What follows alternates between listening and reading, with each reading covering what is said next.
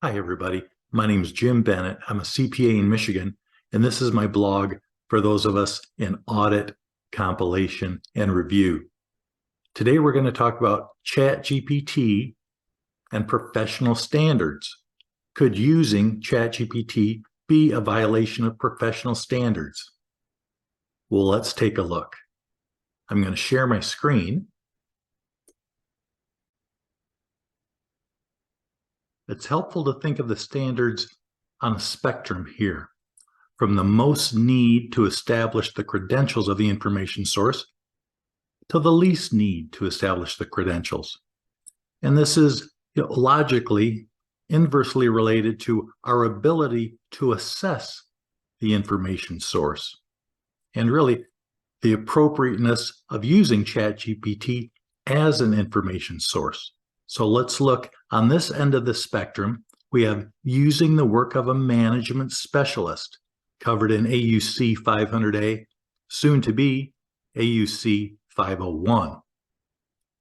And using the work of an auditor's specialist in AUC 620. These standards have clear requirements to document our assessment of the credibility and the credentials of the information source. An example of this would be management using an actuary in an employee benefit plan audit. And so again, the standards require us to document those credentials and credibility.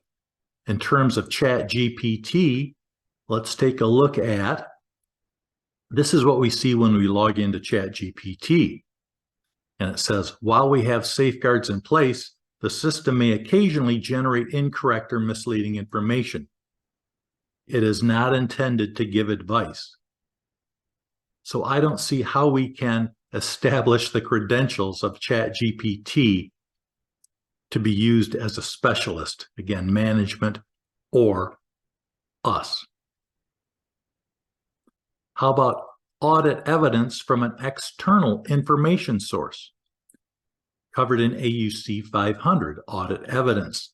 And so the standards here say we need to consider, amongst other things, when using an external information source, we need to consider the credibility, the credentials, the credibility of the information source. And so what about ChatGPT as an information source in this area? And when we're talking about audit evidence, think audit work paper, using a response from ChatGPT as an audit work paper. So in this area, I think it's a judgment call. Again, given the disclaimer ChatGPT gives us, can we establish the credibility of an external information source in this area? Okay, that's what they call professional judgment. It's a judgment call in this area. How about engagement team consultation? So this is the engagement team consulting inside or outside the firm about an audit and accounting matter, governed by AUC 220, quality control.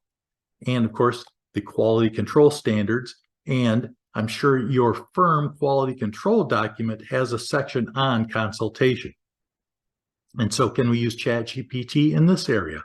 Well, one, if it's an audit and accounting matter, we should have a pretty good ability to assess that information source. So again, a judgment call, but I think it has more credibility in this area for engagement team consultation than audit evidence. And finally, informal consultation. That's just a term I came up with to cover, looking stuff up. Can we use ChatGPT as an information source in this area? And I would say certainly. Again, we have to have the ability to assess the information it gives us, but there are no professional standards certainly saying we can't do it. And I think this is the best use of ChatGPT at this point as a brainstorming tool. So let me give a couple examples. I'm going to exit this screen. Here is an inquiry that I came up with to help us in our audit planning. What are the relevant assertions and associated risk of material misstatement in a financial statement audit of accounts receivable? And ChatGPT gives us a pretty good answer going through the assertions and the risk associated with accounts receivable. So again, to me, this is a brainstorming tool to help our thinking and falls under what I would call informal consultation. And so no need to even document this, I wouldn't think. Here's another example. What are some ways that management could intentionally misstate financial statements through manipulation of the closing process?